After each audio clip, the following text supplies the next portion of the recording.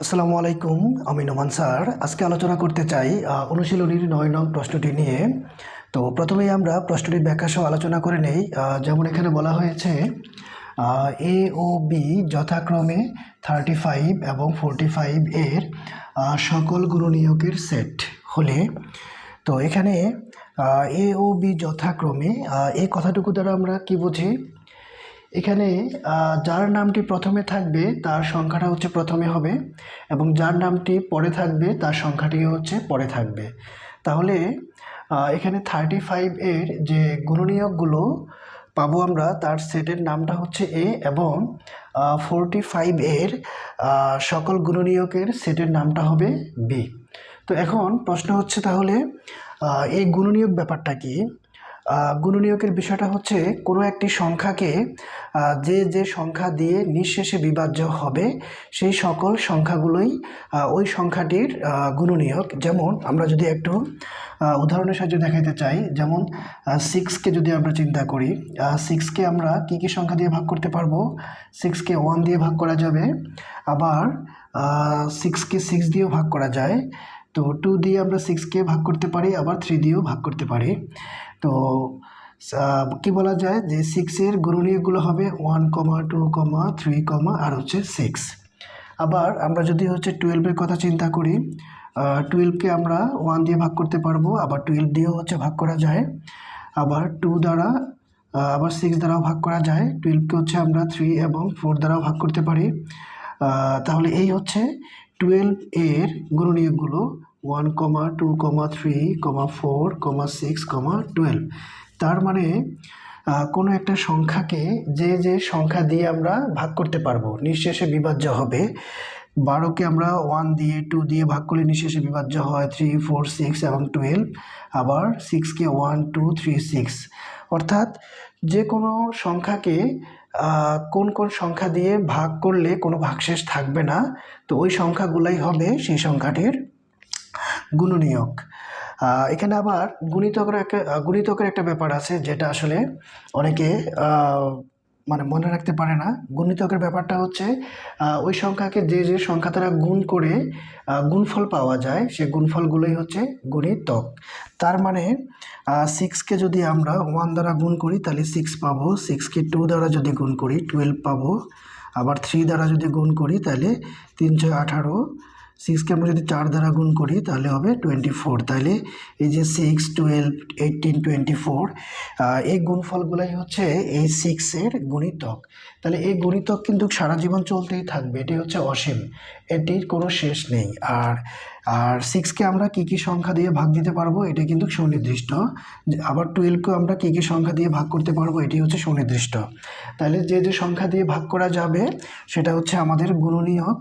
আর কোনো একটা সংখ্যাকে যে কোনো সংখ্যা দিয়ে গুণ করে যে গুণফলগুলো আমরা পাবো সেগুলো হচ্ছে তার গুণিতক। তাহলে সহজভাবে বললে নামতার হিসাবটা হচ্ছে আমাদের গুণিতক, আর যে যে সংখ্যা দিয়ে ভাগ করতে পারবো সেই সংখ্যাগুলো হচ্ছে আমাদের গুণনীয়ক। তো তাহলে এখন এই গুণনীয়কের সেট যে আমরা পাচ্ছি এ এবং বি, এখন এদের মধ্যে হচ্ছে আমরা একবার ইউনিয়ন করব, এ ইউনিয়ন বি। এই যে আমাদের ইউর মতো যেটি দেখতে পাচ্ছি এটি হচ্ছে আমাদের ইউনিয়ন, UNION। এর মানে হচ্ছে সংযোগ সেট, সংযোগ সেট। আর এটার কাজ হচ্ছে কমন আনকমন সব, কমন এবং আনকমন সব। অর্থাৎ দুটো সেটের উপাদানে যা যা থাকবে সবগুলি বসে যাবে। অর্থাৎ 2 বা ততোধিক সেটের সকল উপাদান নিয়ে গঠিত সেটটাই হচ্ছে আমাদের সংযোগ সেট বা ইউনিয়ন অফ সেটস। আর এই যে ইউনিয়নের ঠিক উল্টোটা যেটা ঠিক এইরকম, এটার বিপরীত, এটা হয়ে যাবে আমাদের ইন্টারসেকশন সেট, INTERSECTION। ইন্টারসেকশন মানে হচ্ছে স্যাদ সেট, স্যাদ সেট। আর এটার কাজ হচ্ছে শুধু কমন, অর্থাৎ দুটো সেটের উপাদানের মধ্যে যেটা থাকবে সেটাই হচ্ছে আমাদের উত্তরে আসবে, সেটাই হচ্ছে আমাদের কমন হিসেবে বসবে। এটা হচ্ছে আমাদের ইন্টারসেকশন।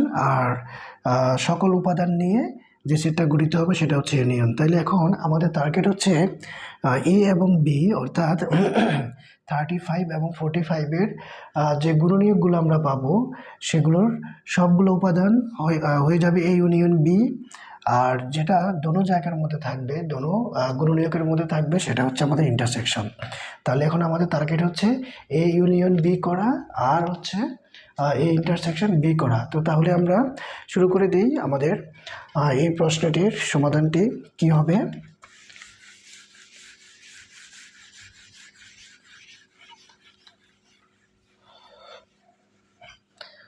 তো প্রথমেই আমাদের যেটি লিখতে হবে যে দেওয়া আছে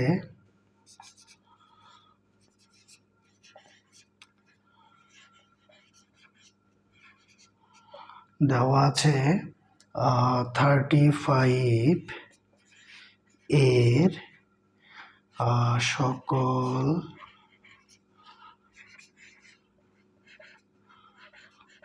গুণনীয়কের সেট হচ্ছে সমান এ। তাদের কথা অনুযায়ী তারা বলছে এ হচ্ছে 35-এর সকল গুণনীয়কের সেট। আচ্ছা, এবার এবং 45 এর সকল গুণনীয়কের সেট, সেটার নাম দিয়েছে তারা হচ্ছে বি।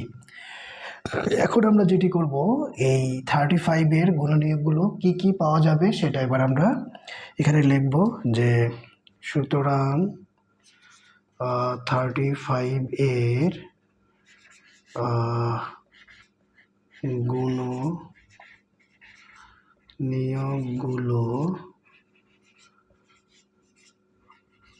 হলো।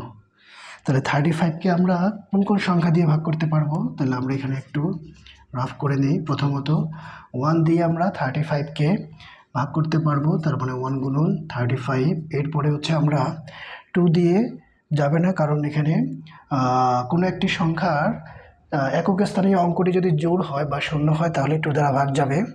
তাহলে এটি যেহেতু বিজোড় যাবে না, তো 3 দ্বারা যাবে কি না, সংখ্যাটির মধ্যে যতগুলো অঙ্ক রয়েছে সেগুলা যোগ করে যদি 3 দ্বারা ভাগ যায় তার মানে পুরো সংখ্যাটি 3 দ্বারা ভাগ যাবে। তাহলে এখানে আমরা 5 এবং 3 যোগ করে পাবো 8। তো 8কে আমরা 3 দ্বারা ভাগ দিতে পারি না, তার মানে এই 35 পুরোটাই 3 দ্বারা বিভাজ্য নয়। তো 4 দ্বারা যাবে না, কারণ 4 দ্বারা যেতে হলে শেষে ডাবল শূন্য, একক এবং দশক স্থানীয় অঙ্কটি ডাবল শূন্য থাকতে হবে, অথবা একক এবং দশক স্থানীয় অঙ্ক দ্বারা গঠিত সংখ্যা যদি 4 দ্বারা ভাগ যায় তাহলে পুরো সংখ্যাটি 4 দ্বারা ভাগ যাবে। এগুলো হচ্ছে বড় বড় সংখ্যা যদি থাকে তখন হচ্ছে আমরা সহজেই বোঝার জন্য এই কৌশলটা। তো এখানে আমাদের যেহেতু 35, তাহলে আমরা এখানে সহজেই বুঝতেছি, যেমন 5 দ্বারা ভাগ যাবে 5 7 35।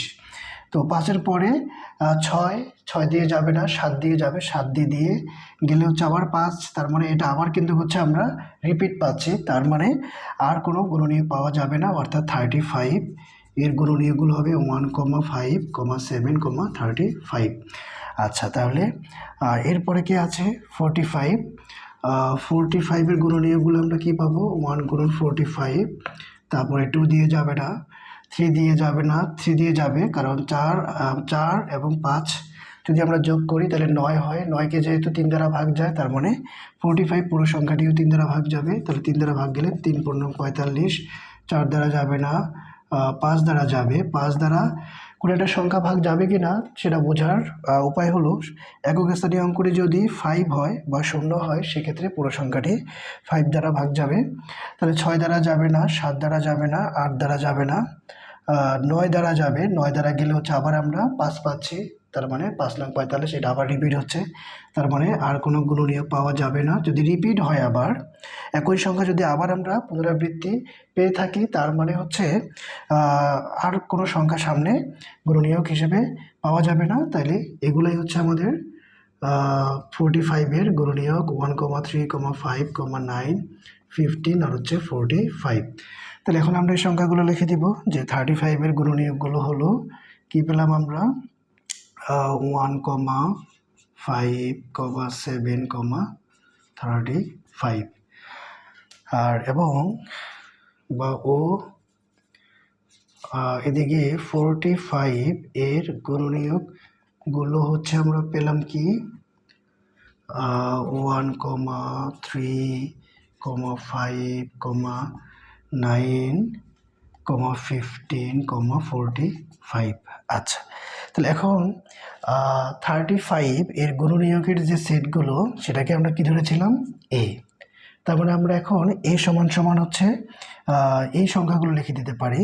তো যেহেতু এটা হচ্ছে এ সেট আর তার উপাদানগুলো অবশ্যই সেকেন্ড ব্র্যাকেটের মধ্যে থাকতে হবে, তাহলে আমরা যখন এ দিয়ে লিখব তাহলে আমাদের কিন্তু অবশ্যই সেকেন্ড ব্র্যাকেট ইউজ করতে হবে। তাহলে 1, 5, 7, 35, এটা হচ্ছে 35 এর গুণনীয়কের সেটের নাম।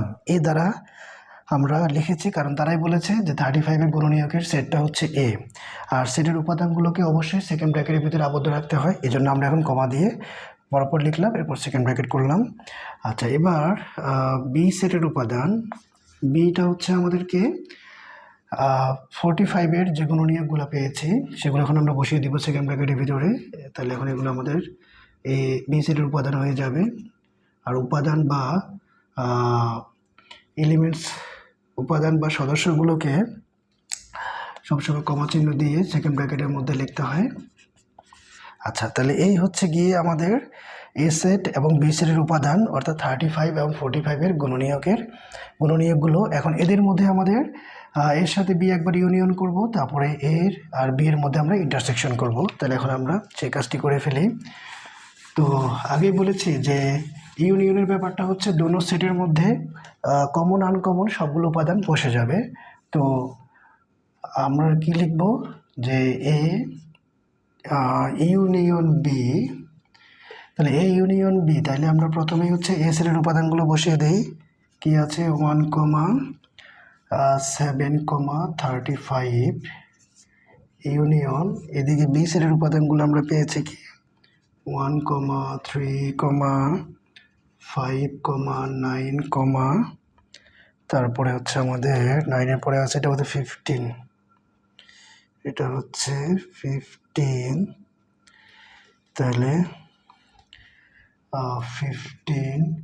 15-এর পরে আছে 45।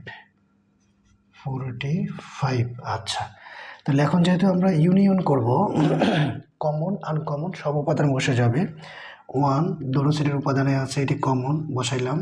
তারপরে হচ্ছে 3 দ্বিতীয় সেটে বি সেটের উপাদানে রয়েছে, এ সেটের উপাদানে নেই, তাহলে এটি আনকমন, এটিও বসে যাবে অ্যান্সারে। তারপরে 5 দোনো জায়গায় রয়েছে, এটি কমন বসিয়ে দিলাম। তারপরে হচ্ছে 7 আনকমন, তারপরে হচ্ছে যে 9 আনকমন, তারপরে 15 আনকমন, 35 আর হচ্ছে 45 এরাও আনকমন। তাইলে এখানে কমন আনকমন সবগুলো উপাদান আমরা বসিয়ে দিয়েছি। এটাই হচ্ছে আমাদের ইউনিয়ন সেটের কাজ। তাহলে আমরা একটা অ্যান্সার পেয়ে গেলাম, অ্যান্সার লিখে দিলাম। এরপরে আমাদের এ ইন্টারসেকশন বি, অর্থাৎ এর সাথে বি হচ্ছে আমরা কমন সেটগুলো বসাবো। কমন সেটগুলো আমাদের উত্তরে আসবে। তাহলে আমরা লিখব যে আবার এ ইন্টারসেকশন বি, তাহলে এ সেটের উপাদানগুলো আমাদের কি 1, 5, 7, 35 ইন্টারসেকশন বি সেটের উপাদানগুলো আমরা কি পেয়েছি 1, 3, 5, 9, 15 আর হচ্ছে 45। আচ্ছা, এখন আমাদের দেখতে হবে দোনো সেটের মধ্যে কোন উপাদানগুলো রয়েছে, কমন উপাদানগুলো আমাদের দেখতে হবে। তাহলে 1 আছে দোনো জায়গায়, তাহলে প্রথমত 1 আসবে, তারপরে 5 আছে দোনো জায়গায়, তারপরে 5ও আসবে, তারপর 7 দোনো জায়গায়, 9, 15, তারপরে বাকিগুলো হচ্ছে আমাদের আনকমন। তার মানে হচ্ছে আমাদের 1 আর হচ্ছে 5 এটা হচ্ছে দোনো সেটের মধ্যে রয়েছে কমন উপাদান। তাহলে আমরা এ ইউনিয়ন বি এবং এ ইন্টারসেকশন বি দুটাই হচ্ছে করে ফেললাম। জাস্ট ইউনিয়ন এটার কাজ কি এবং ইন্টারসেকশন এটার কাজ কি হবে, এই জিনিসটুকু হচ্ছে আমাদের মাথায় রাখতে হবে। তাহলেই হচ্ছে আমরা অ্যান্সারটা কি আসবে সেটা আমরা সহজে বের করে ফেলতে পারবো। তো তাহলে এই চ্যাপ্টারের আমরা মোটামুটি অনেকগুলো ক্লাস করে ফেলেছি। তো সামনের যে অঙ্কগুলো রয়েছে সেগুলো হচ্ছে আমরা ক্রমান্বয়ে ইনশাল্লাহ শেষ করে ফেলবো। তো সে পর্যন্ত তোমরা ভালো থাকো, সুস্থ থাকো। সবার জন্য দোয়া ও শুভকামনা রইল। আসসালামু আলাইকুম।